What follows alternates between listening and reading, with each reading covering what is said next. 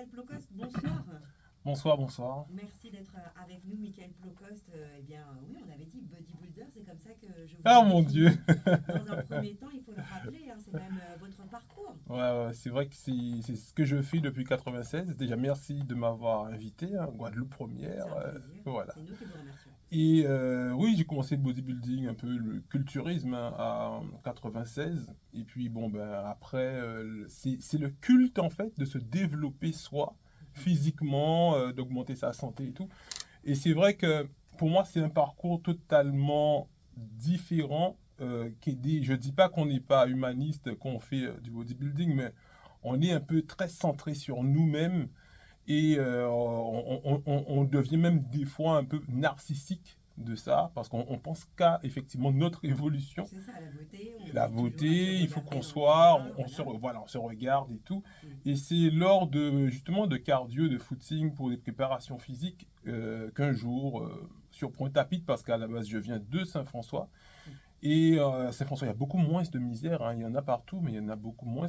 Il y a moins de quartiers très pauvres comme à Pointe-à-Pitre. Et c'est là que j'ai eu un choc en passant par le pont de la Jaille où il y avait quelqu'un qui dormait sous ce pont en 2017. Et c'est depuis ça, en fait, que je me suis dit, mais à quoi bon ça sert de se développer, d'avoir des gros muscles, de manger 6 repas, 8 repas par jour, de voyager partout, d'être bien. Et il y a autant de personnes dans la misère. Et C'est-à-dire qu'avant cela, vous n'étiez pas rendu compte de cette misère? ben, en fait, je pense que comme beaucoup de personnes, on se met un petit peu des œillères, on se dit, bon, ben, la misère, ça fait partie de l'équilibre. Moi, je le voyais comme étant un équilibre. Pour moi, c'est des personnes qui n'ont pas eu de chance dans la vie. La vision que j'avais, ils n'ont pas eu de chance. Mais c'est pas moi, avec mes faibles moyens, que j'aurais pu faire quoi que ce soit. Je me disais, mais non, mais je suis moi-même pas très loin de la misère parce que je suis juste salarié de quelque chose. Donc, c'est-à-dire que plus on progresse dans la société et plus on se dit, on fait attention à ne pas tomber dans la misère déjà. Mais c'est quand je suis arrivé sur Bemao, mon entreprise s'est développée. Et c'est à ce moment-là que j'ai commencé à voir qu'il y avait des entrées d'argent. Je me suis dit, mais là, je me sens en confiance, je me sens bien. Et c'est vrai que je suis tout à fait d'accord avec Jean-Mi, qui dit effectivement, il faut que ceux qui ont les moyens redistribuent aux pauvres. Donc vous êtes dit, c'est pas possible, je peux pas moi avoir les Bah moyens, oui, bien vivre et savoir que mon prochain n'a pas de quoi exactement. manger, de quoi se nourrir, se loger même. En plus, on était veille de fête de fin d'année, c'était le 30 décembre 2017. Donc, on préparait de grosses fêtes de fin d'année pour aller dans un grand hôtel avec ma compagne de l'époque. Une grande fête où on dépensait beaucoup d'argent, on savait qu'il y avait un gros buffet et tout. Donc, je me préparais. Donc, ça aussi, je courais un petit peu avant pour éliminer avant tout ce qu'on va consommer. Et je l'ai appelé, je lui ai dit, dis-moi, je viens de voir quelque chose qui m'a choqué. J'ai eu des larmes aux yeux quand j'ai vu ce footing de Pointe-à-Pitre.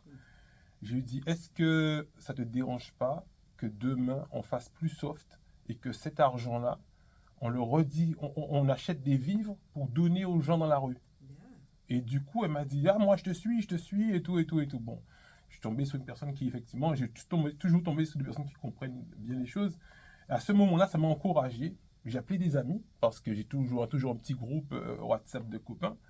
Et j'ai dit, bon, ben, des personnes avec lesquelles on faisait du sport, des défis minceurs, parce que je motivais les gens surtout dans le sport, ceux qui veulent perdre du poids. Et il y a une amie qui m'a dit, bon, ben écoute, moi déjà je suis célibataire, j'ai rien prévu, donc j'ai prévu de rester chez moi, je viens avec toi. Et on était deux en fait.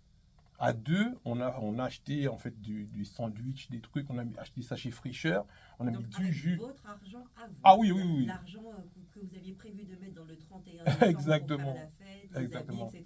Vous avez décidé de récupérer une grosse partie de cet argent. Ouais, plus que cet argent, justement, Oui. parce qu'on a distribué une cinquantaine de petits sachets Frischeur avec des sandwichs, du jus, des gâteaux et tout ça, quoi. Donc, on a passé la nuit à faire ça. Et quand on a fini avec Amandine, je lui envoie le bonjour si elle entend ce message. Quand on a fini, vers 22h30, c'est à ce moment-là, à 22h30, le 31 décembre, que je suis rentré chez moi pour manger avec la famille. Et depuis ça, c'est devenu une culture dans cette association qu'on a montée, Unité contre la misère. Tous les 31 décembre, on fait obligatoirement cette fête. Donc là, on prépare déjà les 31 décembre 2022 et 23 et 24. Et j'espère que même peut-être après ma mort, qu'il y aura. Je sais surtout effectivement que ça puisse durer parce que Cette misère, c'est insoutenable, surtout alors- après le Covid. Mais